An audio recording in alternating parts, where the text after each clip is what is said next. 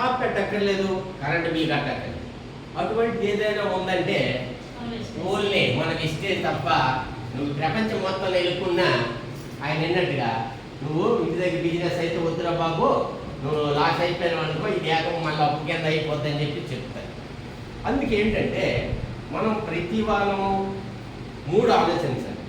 ఏంటి ఆలోచించవలసినవి? పుట్టుగా చావు మనం ఆపలేదు, అవునా కాదా? చెప్పండి. ఓకేనా?